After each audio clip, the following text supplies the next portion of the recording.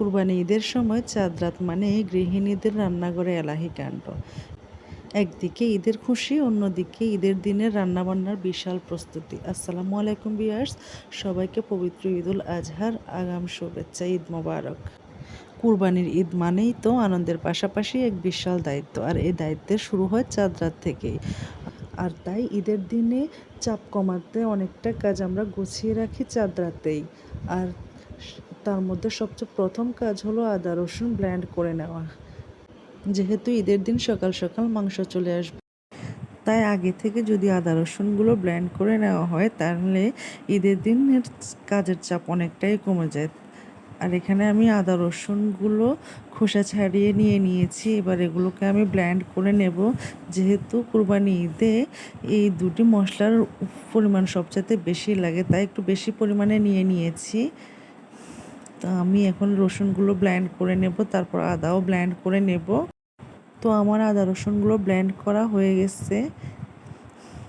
এবার আমি এই ব্লেন্ড করা আদা রসুনগুলো ভিতর যাতে বরফ না জমে সেজন্য 1 চামচ লবণ দিয়ে ভালোভাবে মিশিয়ে নেব। এবার এগুলো আমি একটা এয়ারটাইট বক্সে রেখে দিব। এর মাঝে আমি ফ্রিজটা খালি করে একটু পরিষ্কার করে নিচ্ছি, যাতে কোরবানির মাংস রাখতে খুব বেশি কষ্ট না হয়।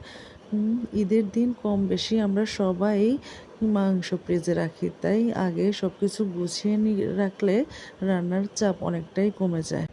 আর হ্যাঁ, এদিকে রান্নার সময় যেন তাড়াহুড়া না হয় সেজন্য আমি আগে থেকেই হলুদ, মরিচ, ধনে গুঁড়া, লবণ, সরিষার তেল এবং গোটা গরম মশলাগুলো, যেগুলো রান্নার প্রধান উপাদান, সেগুলো আমি বয়ামে নিয়ে নিচ্ছি, যাতে ঈদের দিন আর তেমন কোনো ঝামেলা না হয়। রান্নাঘরের এত ব্যস্ততার মাঝেও যখন বিকেল হয়ে এলো তখন উঠোন জুড়ে শুরু হলো বাচ্চাদের কোলাহল। ঈদের দিনের ছুটিতে সব ভাই বোনেরা, কাজিনরা মিলে মেতে উঠেছে আমাদের শৈশবের অতি প্রিয় খেলা কুতকুত খেলায়। কিছুটা সময়ের জন্য যেন হারিয়ে গেলাম সেই শৈশবে। বিকেল গড়িয়ে যখন সন্ধ্যা নামে তখনই শুরু হয় চাঁদ রাতের সবচেয়ে প্রিয় অংশটা। হাতে যদি মেহেদি না লাগাই তাহলে কি আর ঈদ ঈদ মনে হয়? যতই কাজ থাকুক না কেন, চাঁদ রাতে হাতে মেহেদি লাগানোটাই যেন ঈদের আসল আনন্দ। তো দেখুন, আমার বাচ্চা আমার কাছে বায়না ধরেছে, ও হাতে মেহেদি লাগাবে, আমি ওকে মেহেদি লাগিয়ে দিচ্ছি।